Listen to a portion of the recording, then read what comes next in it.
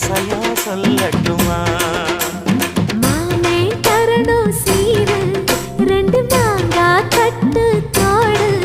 நீ சிரிக்கிற தங்கத்தேரு, ஓ தேவை என்ன கேளு.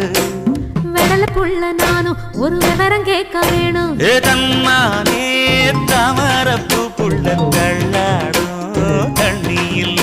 ஏ தாமர பூத்திருச்சே மாமா தாவணி வாங்கி வாங்க. ஊரெல்லாம் கூட்டிக்கிட்டு வருவேனே மேளங்குட்டி. ஏ தன்னா